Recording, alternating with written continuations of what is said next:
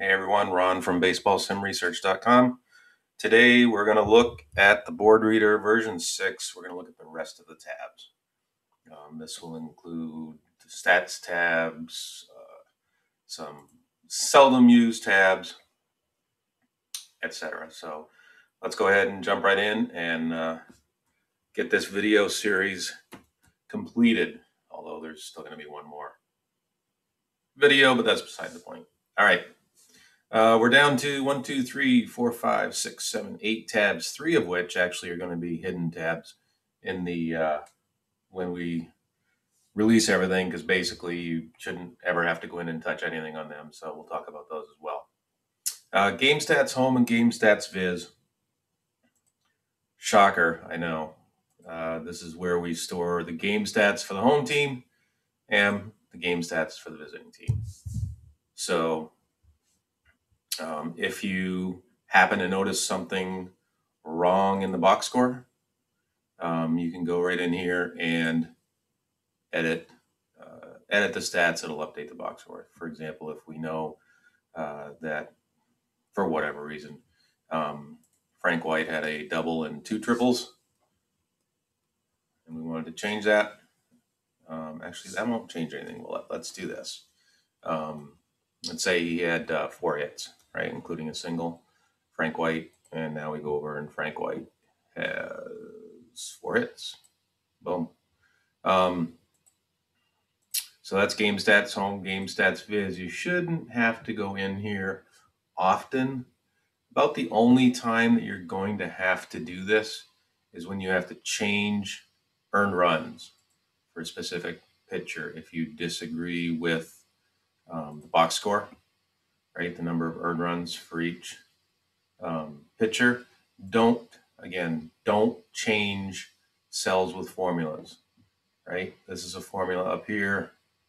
Earned runs, it's a formula. Don't change it, because if I change it from a formula to a value, that cell is going to always have that value forever and ever. Amen. And obviously it can cause problems for you. You'll start a new game and earned runs here, the total will be 1, because you are, let's say if this was a 1 instead of a formula, you'd start off the game having the team giving up earned runs, which is wrong. So you may have to change earned runs. You probably won't. This I talked about on the forum. A problem that I found yesterday that I need to resolve was we added fielding errors tracking, and when the pitcher wasn't in the Game Stats Viz lineup down here, because he wasn't in the lineup, right? DH. So pitchers weren't getting shown. I've added these manually, but I'm going to do the coding this afternoon before we release version 6 to make sure that those pitchers get added to the lineup, and therefore we can track errors for them. They show up below the 9th hitter, right? So Dennis Leonard here will show up with 0s. This is actually the same as the MLB app, the way they show the box scores. So that's where I came up with the idea of just tracking it that way. And naturally, because I have my window open when I'm recording this, somebody's mowing outside. I have no idea if you can hear that. All right, cards tab. Let's say you want to look at either a pitcher card or a hitter card, right? You come in here, you choose the league. S is National League, J is American League for National League, and for Senior League, Senior Circuit, and the Junior Circuit. I choose the team. Right, let's say Toronto, and I want to look at Steve Centeni. Right, boom. I think it was in an earlier video, I was saying Bruce Bonner when I know darn well it was Bob Bonner. Bobby Bonner. Anyway, you can do this. I've changed the roll dice code so that it will replace these. I found a little bug in the fact that if the hitter card here was for somebody else, we were using that hitting card. So I was having actually a really, really good dual pitching duel that ended up 1-0 in like the 12th.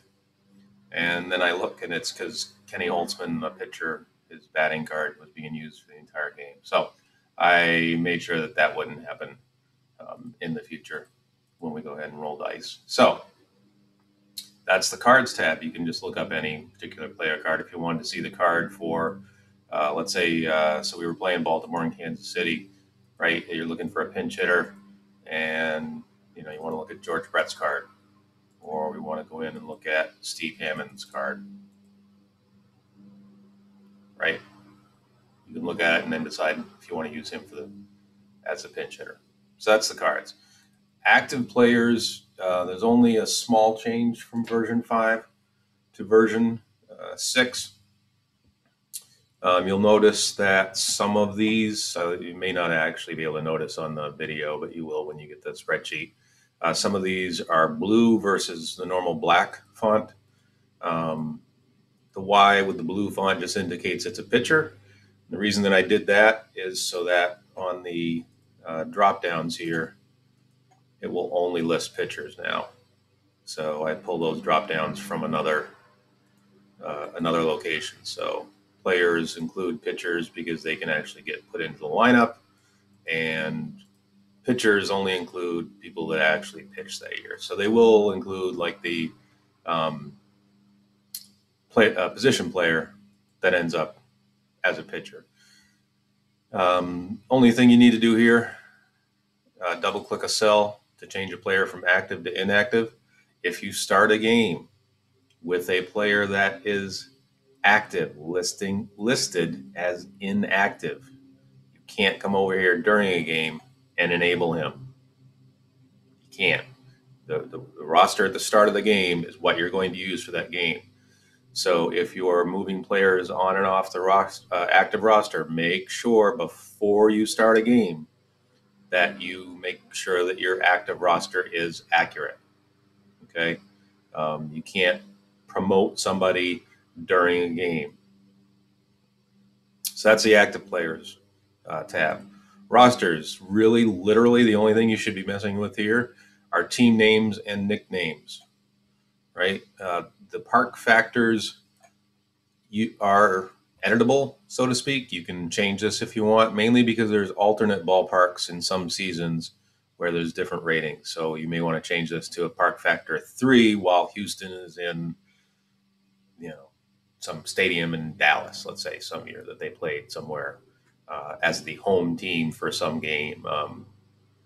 Like the games that we have had recently in Puerto Rico and other locations. I guess Field of Dreams game has been canceled. They're not going to be playing in Iowa this year. I'm hoping they play next year because, frankly, I'm open to attend it. So that's the roster tab. You really shouldn't mess with anything else. And certainly down here in the bottom where there's a whole bunch of data and most of everything in here is formulas, please don't touch that. You'll mess things up. You can touch it if you're instructed to do so. Let's say we have a minor fix and we say, go into this cell and put this value in. Go ahead and do that. But otherwise, just leave everything alone.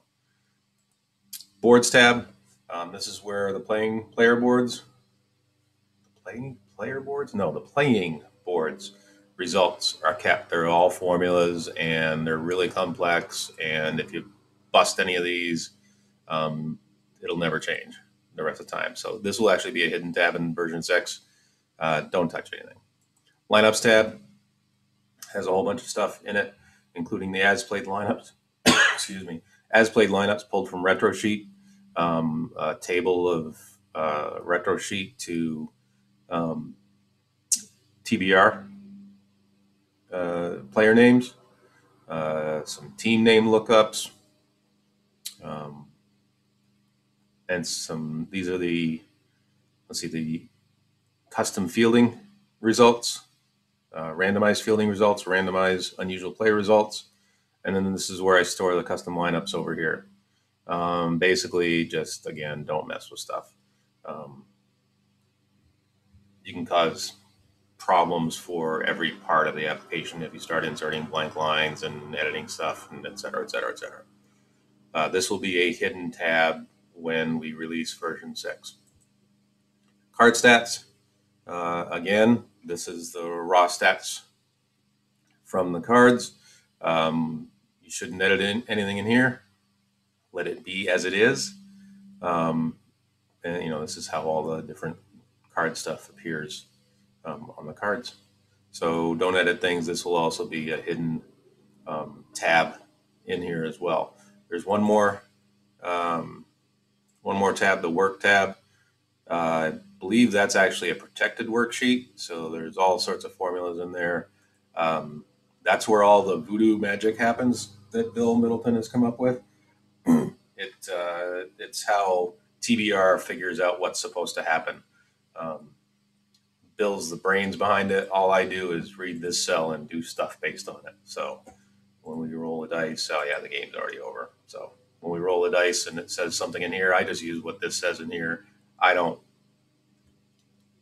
read or try to figure out what Bill has done. To me, it's voodoo magic, and I just read the play results and automate stuff based on that. So I think that is it for Board Reader 6.0. I did mention that this is the last in a series, yet there's one more video to come. This is the last in the series. The final video will cover the replay stats file, which I have updated.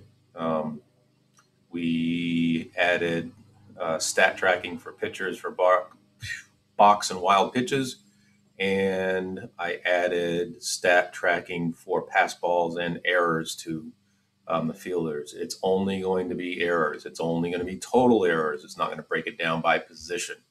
Okay. It's just going to be there just so you can see, whether the team is fielding better or worse or whatever than they did in real life, etc. So that's Board Reader 6.0. Today is Sunday, August 9th. If things go well, we will be releasing version 6 later today. I have a few things that I need to finish coding and testing for it. They're relatively minor, but I can't guarantee a release today. Oddly enough, real life getting in the way of hobbies is really a pain. And I may have some other stuff to do, but certainly by this time next week, version 6 will be in everybody's hands and y'all will be able to play it. So hopefully you enjoyed this series. If you have questions about how things work or whatever, rewatch the video if you need to, if you refamiliarize yourself. If you still have a question, you can go to the Delphi forum, which is www.delphiforums.com/NPNG, I believe. Probably should have put this up on that slide. Bill's website for National Pastime, the game, ntlpt.com. Everything's free. Baseballsimresearch.com is my website. That gives you information for playing any baseball sim. And everything there is free that's on the site anyway. There is a donate button. When you donate, you receive a special version of my player appearance grids, which, as if you're familiar with those, shows you every day, every game in spreadsheet format, every appearance for every player. And the special versions for people that donate include all of the transactions research that I've done. And most of those transaction research that I've done are as close to 100% correct, probably of anything out there right now. So I don't typically like to boast, but I do pretty good job of doing transaction research. So anyway, that's it from here. Thanks everyone. I hope you enjoyed the series.